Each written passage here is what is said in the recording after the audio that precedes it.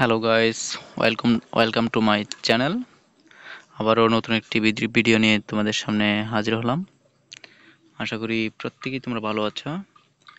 তো এখন আমি আজকে যে বিষয়টি নিয়ে আলোচনা করব সেটা হচ্ছে আমরা অনেকেই ইংরেজি শিখতে গিয়ে ভয় পাই বা অনেকে ইংরেজি পড়তে পারি না, উচ্চারণ করতে পারি না। ইংরেজি বিষয়টাকে অনেক কঠিন মনে করে ভাবি।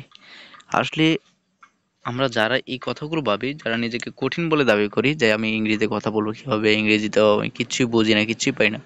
তো তাদের জন্য এই ভিডিওটি। তো তাদের প্রথমে যে কাজটি করতে হবে, এখানে তোমরা দেখতে পাচ্ছ যে ডে 1 হচ্ছে প্রথম দিন।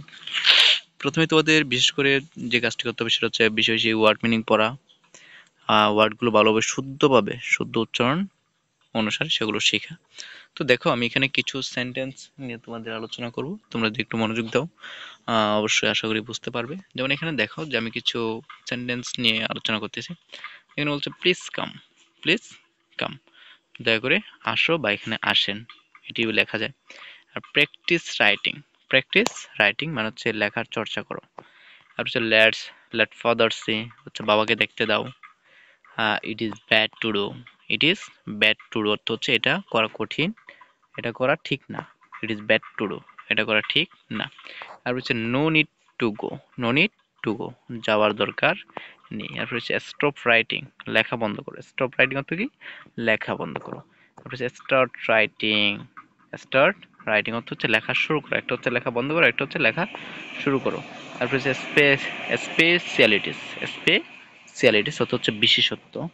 স্পেশাল মানে হচ্ছে আমরা জানি যে বিশেষ, আর এখানে যেটা রয়েছে যে স্পেশালিটিস অর্থ হচ্ছে বিশেষত্ব। তারপর হচ্ছে how often do you go there, how often do you go there, তুমি সেখানে কতবার যাও, তুমি সেখানে কতবার যাও। আর হচ্ছে রেস্টুরেন্ট অর্থ হচ্ছে রেস্টুরেন্ট। তারপর হচ্ছে ফেভারিট অর্থ হচ্ছে প্রিয়। আর হচ্ছে উইথ হোম অর্থ হচ্ছে কার সাথে, উইথ হোম অর্থ হচ্ছে কার সাথে।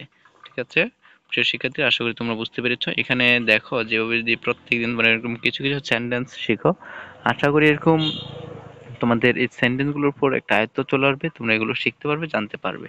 এগুলো চর্চা করলে তোমাদের জন্য আরো বেশি বেটার হবে, কারণ তোমরা এগুলো একটা আয়ত্ত চলে আসবে, শেখা হয়ে যাবে।